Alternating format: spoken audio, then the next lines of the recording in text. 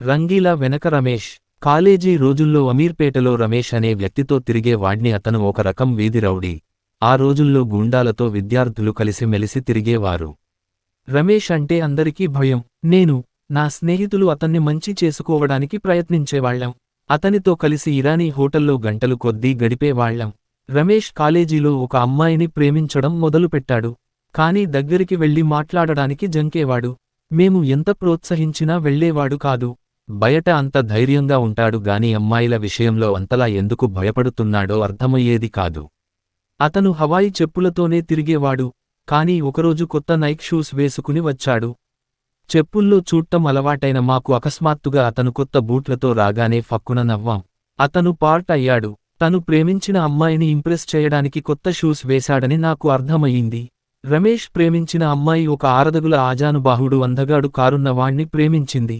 వెళ్ళి వాడ్ని 4 ఉతికెయ్యి, మళ్ళీ ఆ అమ్మాయి ఛాయలకే వెళ్ళడు అని మేము రమేష్కి ఎక్కించేవాళ్లం. మా వైపు చూసి, నాకంటే అతనే ఆమెకు అన్ని విధాలా తగినవాడు అన్నాడు. రంగీలా అప్పుడు పుట్టింది. రంగీలా సినిమాలో పసుపుపచ్చ బట్టలతో Munna scene idea Ramesh bike, shoes నుంచి వచ్చింది. సినీ నటి శ్రీదేవి తల్లి తన కూతుర్ని ఒక స్టార్గా చేయడానికి స్టూడియోల చుట్టూ తిరిగేదని విన్నాను. ఆమె కూతుర్ని కలిపి మిలి అనే పాత్రను నేను రంగీలాలో సృష్టించాను. రంగీలాలో జాకీప్రాఫ్ పాత్రను, సౌండ్ ఆఫ్ మ్యూజిక్ లో కౌంటెస్ పాత్ర నుంచి మలిచాను. ఆ సినిమాలో ఆమె పాత్రను వాంప్గా మార్చకుండా చాలా డిగ్నిటీగా చూపించాడు దర్శకుడు. నేను రంగీలా కథను తయారు చేసుకున్నాక దాన్ని తెలుగులో శ్రీదేవి, నాగార్జునలతో తీద్దామనుకున్నాను. జాకీ పాత్రకి గెస్ట్ అపియరెన్స్గా రజనీకాంత్ను అడగాలనుకున్నాను. కానీ కథ శ్రీదేవి నాగార్జున ఇద్దరికీ నచ్చలేదు. దీనికి బదులుగా నేను తయారు చేసిన గోవిందా గోవిందా చిత్రంలో నటించడానికి శ్రీదేవి నాగార్జునలు ఎక్కువ ఆసక్తి చూపించారు. దాంతో తెలుగు రంగీలా సబ్జెక్ట్లు మరిచిపోయాను. కొంతకాలానికి నేను నిర్మించే అంతం, హిందీలో ద్రోహి చిత్రంలో నాగార్జునకు జోడీగా మాధురీ దీక్షితిని తీసుకోవడానికి ముంబాయి వచ్చాను. కాని డేట్స్ ఇవ్వడానికి ఆమెకు ఖాళీ లేదు.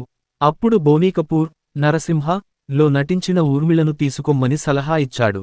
వేరే ఎవరూ దొరక్క అంతం సినిమాకి ఊర్మిళని ఎంచుకున్నాను. కాని ఆమె గాని ఆ సినిమా గాని ఎవరికీ నచ్చలేదు.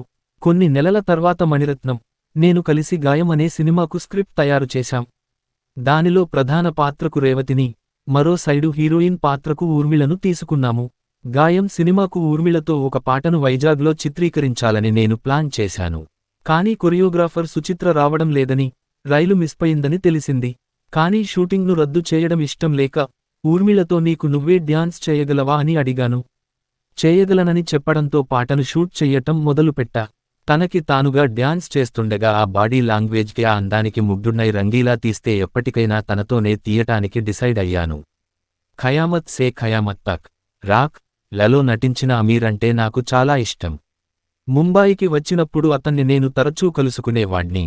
అతనికి నా తొలి చిత్రం శివ బాగా నచ్చింది. మేము ఇద్దరం కలిసి పని చేద్దామనుకుని చాలాసార్లు అనుకునేవాళ్లం. రంగీలా స్టోరీ నేను అమీర్కి చెప్పడంతో అది అమీర్ భాన్ని చాలా నచ్చింది. సింగింగ్ ఇన్ ద రైన్ నేను వీడియోలో చూస్తున్నప్పుడు నాతో పాటు మా అమ్మ కూడా చూసేది. అందులో పాటల చిత్రీకరణలో అమ్మాయిల ఎక్స్పోజర్ ఎక్కువగా ఉన్నప్పటికీ మా అమ్మకి ఆ దృశ్యాలు ఎబ్బెట్టుగా అనిపించేవి కాదు. కానీ డేవిడ్ ధవన్ కరిష్మాలా సర్కాయి లో ఖటియా పాట వేసినప్పుడు మాత్రం మా అమ్మ తల దించుకునేది.